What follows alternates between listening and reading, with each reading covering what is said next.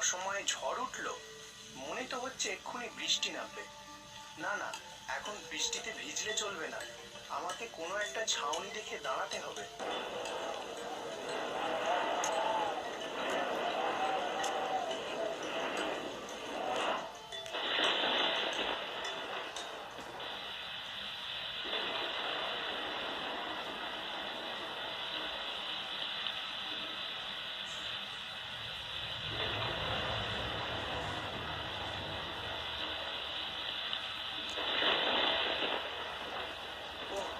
ঠিক সময়ে বঙ্কার চায়ের দোকানে না আসতে পারলে পুরো ভিজে কাক হয়ে যেতাম। বঙ্কা, এই বঙ্কা, দে এক কাপ চা দে তো দেখি। আরে হ্যাঁ গো ভবানীদা, একটু বসো, দিচ্ছি। এই জল গরম হচ্ছে।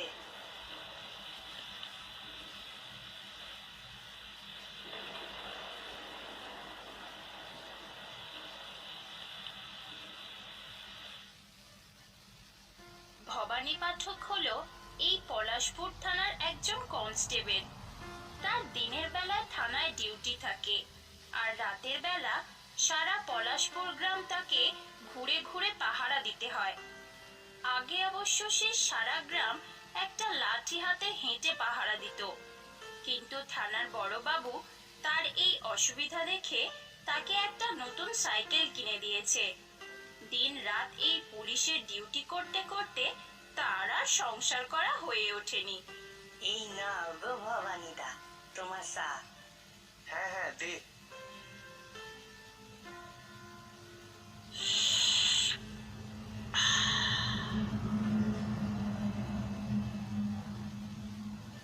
ভবানীদা, আজ অনেকদিন পর তোমাকে পাইছি। আজ কিন্তু তোমাকে বলতেই হইব। এই বঙ্কা, এই কি বলবো রে?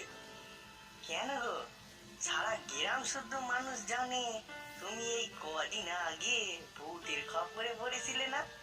তা সেই গল্প আমাদেরকেও শোনাও, আমরা শুনি। বঙ্কা তো ঠিকই বলেছে।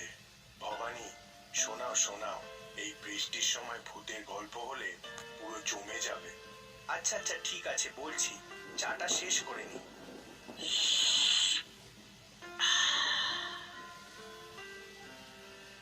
দিনটা ছিল শনিবার, অমাবস্যার গভীর রাত। সারা বিশ্ব প্রকৃতি সব যেন থমথম করছিল সেদিন। আকাশে কালো মেঘ, চাঁদ নেই, তারাটা পর্যন্ত মেঘের আড়ালে ঢাকা পড়ে গেছে। এমনই ভয়াবহ ছিল সেই দিনের রাত। পলাশপুর গ্রামের রাস্তাঘাটে একটা কুকুর বিড়ালেরও দেখা পাওয়া যাচ্ছিল না, কিন্তু আমাকে তো বেরোতেই হয়। তখন আমি পায়ে হেঁটে পলাশপুর গ্রাম পাহারা দিই। এই ঘটনার পরই তো বড়বাবু আমাকে একটা নতুন সাইকেল কিনে দিল। আহা ভবানীদা, সাইকেলের কথা না হয় পরে হইব, এখন বলো বলো, তারপরে কি হলো বলো। হঠাৎ বৃষ্টি শুরু হলো। আমি একটা গাছের নিচে দাঁড়িয়ে আছি।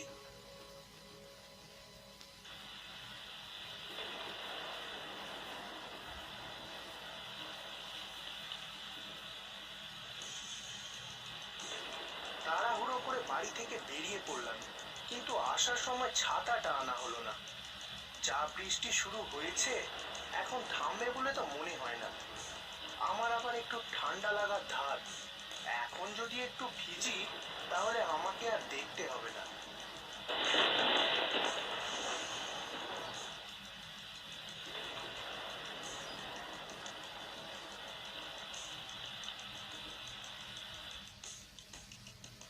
এ কি, এত ঝড় বৃষ্টির মধ্যেও একটা বউ এইদিকে হেঁটে আসছে না? এই নিঝুম রাতের বেলায়, তাও এই ঝড় বৃষ্টির মধ্যে? না, ব্যাপারটা তো গোলমেলে লাগছে। দেখলাম বউটি ছাতা হাতে আমার সামনে এসে দাঁড়িয়েছে, আর আমাকে বলল, এ কি, আপনি এই এত বৃষ্টির মধ্যেও গাছতলায় দাঁড়িয়ে ভিজছেন কেন? আমার কথা না হয় থাক, তার আগে আপনি আমাকে বলুন, কে আপনি? কি আপনার পরিচয়? ঝড় বৃষ্টির এই নির্জন রাতে আপনি কোথা থেকে ফিরছেন? এর আগে তো আপনাকে এই পলাশপুর গ্রামে কোনোদিন দেখিনি। অপরাধ নেবেন না বাবু, আমি পাশের গ্রামে থাকি। আমার কেউ নেই। লোকের বাড়ি বাড়ি গিয়ে ঝি চাকর খেটে আমি পেটের ভাত জোগাড় করি, কিন্তু আপনি এখানে এখন? আসলে আমি হলাম এই পলাশপুর থানার কনস্টেবল। রাতে এই গ্রামের পাহারায় আমি নিযুক্ত আছি। হঠাৎ বৃষ্টি নামলো, আর আমি আসার সময় ছাতাও আনতে ভুলে গেছি। ঠিক আছে বাবু, আপনি আমার সাথে চলুন, আমার বাড়ি এই সামনেই। বউটা আমাকে তার সাথে যেতে বলল। প্রথমে আমার কিরকম একটা লাগছিল, অচেনা একজন মহিলা, এরকম ভাবে কি তার সাথে আমার যাওয়া ঠিক হবে? তারপর ভাবলাম, আমি নিজেই তো পুলিশের লোক, আমার কি এত ভয় পেলে চলে? আর তাছাড়া কোনো উপায়ও তো নেই। নিরুপায় হয়েই আমি সেই বউটার সাথে হেঁটে চললাম।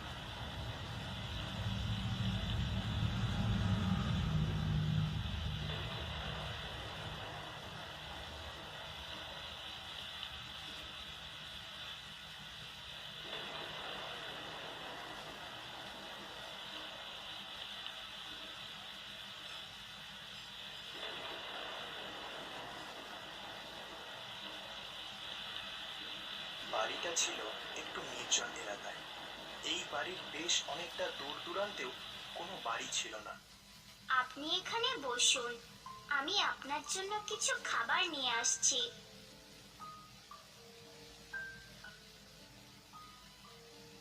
মহিলাটি মনে হয় সত্যিই ভালো, আমাকে বাড়িতে নিয়ে এলো, এখন খাবারও দিচ্ছে। তখন তো বললো লোকের বাড়ি কাজ করে নাকি পেট চালায়। না না, তখন মহিলাটির সাথে ওইভাবে কথা বলা আমার উচিত হয়নি। না, যাই, ওনাকে গিয়ে বলি যে তখন ওইভাবে কথা বলার জন্য, আপনার সাথে ওইরকম ব্যবহার করার জন্য আমি খুবই অনুতপ্ত।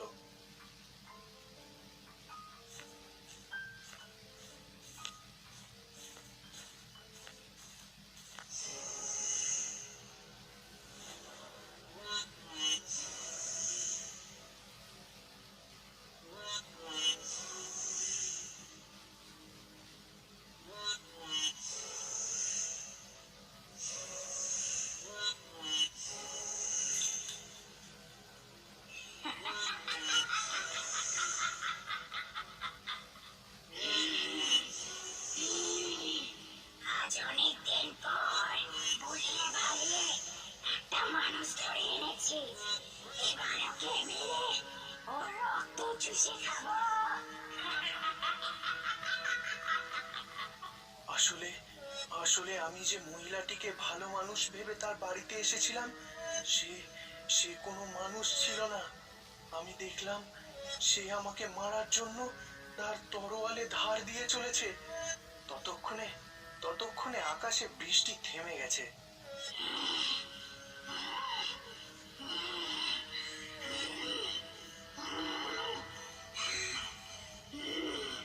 আমি আমি সেই বাড়ি থেকে বেরিয়ে প্রাণপণে দৌড়াতে লাগলাম। নিজের শরীরে যা শক্তি আছে সমগ্র একসাথে করে শুধু দৌড় দৌড় আর দৌড়। বুঝলি বঙ্কা, সেদিন আমি যা ভয় পেয়েছিলাম আর যা জোরে দৌড়েছিলাম, একটা চিতাবাঘও আমার কাছে হেরে যেত। সেই তো গো ভবানীদা, তোমার সাহস আছে বলতে হবে। তবে তবে আজকের রাতও তো অমাবস্যারই রাত গো।